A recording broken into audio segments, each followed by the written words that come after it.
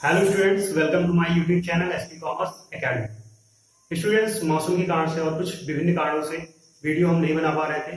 अब फिर से हमने रिस्टार्ट कर दिया है। अब कंटिन्यू वीडियो हमारे चैनल पे अपलोड होगी, आप हमारे चैनल पे जाके देख सकते हैं। देखिए, हमने इंडस्ट्रियल लॉ में आपको पहले फैक्ट्री एक्ट 1948 के विषय में बताया था। उसके बाद हमने इंडस्ट्रियल डिस्प्यूट एक्ट 1947 के बारे में हम डिस्कस कर रहे थे और उसमें भी हमने काफी कुछ टॉपिक कवर कर लिए थे। जैसे जो पिछली क्लासेस हमने आपको पिछली क्लास में बताया था स्ट्राइक के बारे में और लॉकआउट के बारे में। आज हम जो टॉपिक डिस्कस करने जा रहे हैं उसका नाम है ले ऑफ। ले ऑफ भी बहुत ही इंपॉर्टेंट टॉपिक है आपके एग्जाम के दृष्टिकोण से। ले ऑफ क्या होता है, इसके कॉजेस क्या क्या है, इसके बारे में हम यहाँ पे जानेंगे। तो आइए वीडियो स्टार्ट करते हैं और जानते हैं कि ले ऑफ क्या होता है। देखिए, जहां तक ले ऑफ का सवाल है, ले ऑफ के बारे में हमारी इंडस्ट्रियल लॉ की इंडस्ट्रियल डिस्प्यूट एक्ट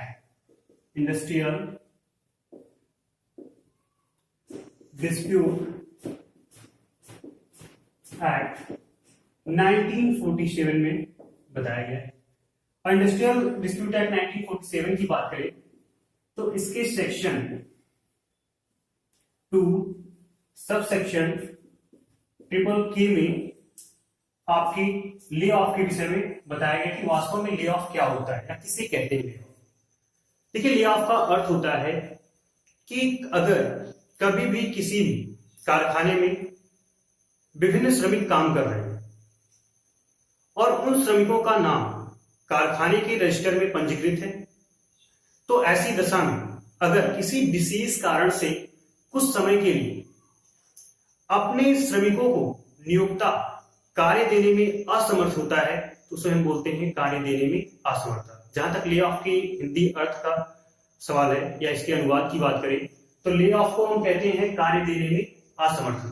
तो अगर आपसे एग्जाम में पूछा जाता है कि कार्य देने में असमर्थता से क्या आशय है, तो आप सिंपली कह सकते हैं कि कार्य देने में असमर्थता से आशय एक ऐसी प्रक्रिया से है जहां पे एक नियोक्ता किन्हीं विशिष्ट कारणों की वजह से अपने कर्मचारियों को कार्य देने में असमर्थ होता है, जिनका नाम कहीं ना कहीं आपके कारखाने के रजिस्टर में क्या होता है, पंजीकृत होता है।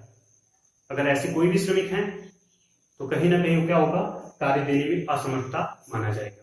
अब ये विशिष्ट कारण क्या हो सकते हैं? देखिए, विशिष्ट कारण बहुत सा ढेर सारे हो सकते हैं जो कि आपके कॉजेज में स्पष्ट हो जाएगा।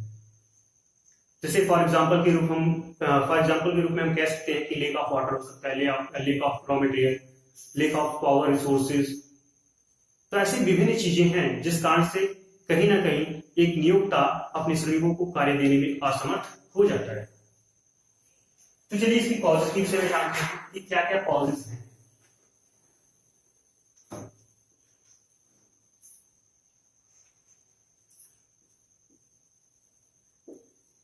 Causes of lay off.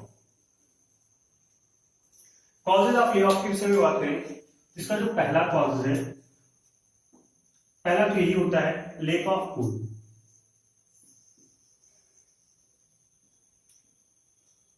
कोयले की कमी।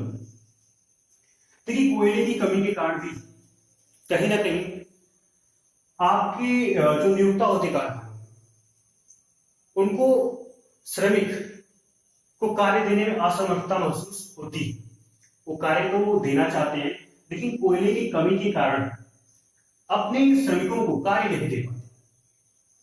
तो देखिए, लेक ऑफ कोल, कोयले का जो अभाव है, कोयले की जो कमी है, वो भी आपकी कार्य देने में असमर्थता का कारण बनती है। दूसरी तरफ बात करें तो लेक ऑफ इलेक्ट्रिसिटी। देखिए, लेक ऑफ इलेक्ट्रिसिटी या हम कह सकते हैं अदर, एंड इसमें ऐड कर सकते हैं आप अदर पावर रिसोर्सेज। अन्य जो शक्ति की संसाधन है, इनकी अगर कमी हो जाती है, देखिए मैक्सिमम जो यूज होता है संसाधन के रूप में, पावर के रूप में, वो होता है इलेक्ट्रिसिटी कारखाने में। अगर कभी भी इनका अभाव होता है तो निश्चित रूप से एक नियोक्ता अपने श्रमिकों को कार्य देने में असमर्थ हो जाता है। नेक्स्ट बात करते हैं शट डाउन द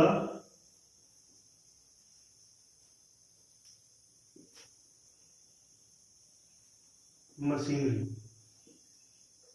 देखिए कभी कभी जो प्लांट एंड मशीनरी वो भी बंद हो जाती है एकाएक, किसी भी कारण से या कभी कोई प्रॉब्लम आ जाती है। और जब प्लांट एंड मशीनरी बंद हो जाती है और वहां पे मौके से अगर इलेक्ट्रिकल डिपार्टमेंट के हेड की बात करें या फिर आपके जो मैकेनिक की बात करें, मौके पे मौजूद नहीं रहता, तो ऐसी दशा में भी एक नियोक्ता कार्य देने में क्या हो जाता है, असमर्थ हो जाता है। या कुछ ऐसी टेक्नोलॉजी यूज हो रही है जिसका आसानी से उस मशीन का रिपेयर नहीं किया जा सकता, तो दूर से कहीं ना कहीं मैकेनिक बुलाना पड़ेगा।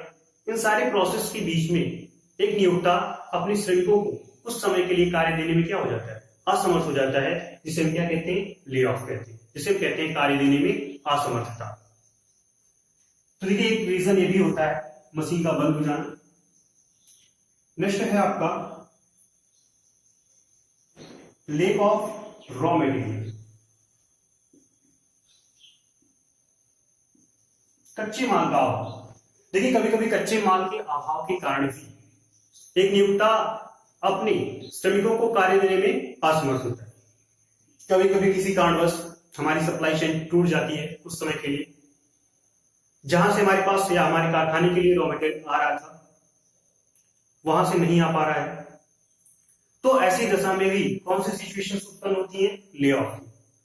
जब तक आपके कारखाने में रॉ मटेरियल नहीं आएंगे तब तक कभी भी कारखाने में कार्य नहीं हो पाएगा, तो वहां पे भी काम को रोकना पड़ता है। और ऐसी दशा में एक नियोक्ता अपने श्रमिकों को कार्य देने में क्या होता है, असमर्थ होता है। नेक्स्ट अगर बात करें रॉ मटेरियल की बात, तो एक रीजन ये भी होता है, वाटर एक बहुत ही इंपॉर्टेंट एलिमेंट होता है किसी भी फैक्ट्री के लिए। तो लेक ऑफ वाटर, जो जल का अभाव है, ये भी कहीं ना कहीं क्या होता है, ये भी कहीं ना कहीं प्रॉब्लम क्रिएट करता है। जल भी किसी भी कारखाने के लिए बहुत ही महत्वपूर्ण चीज होता है। जैसे हमने फैक्ट्री एक्ट में आपको बताया था, हेल्थ और सेफ्टी के प्रोविजन बताए थे, वहां पे जब टेम्परेचर किसी भी कारखाने में बढ़ने लगता है तो टेम्परेचर को मेंटेन रखने के लिए पानी का छिड़काव किया जाता है, पानी की उपयोगिता वहां पे महसूस होती है। अगर पर्याप्त मात्रा में जल है तो कार्य कंटिन्यू चलता रहता है, लेकिन अगर जल का अभाव होता है तो ऐसी दशा में भी कहीं ना कहीं हमारे कारखाने में कौन सी सिचुएशन बनेगी, ले ऑफ, कार्य देने में असमर्थता। क्लियर है।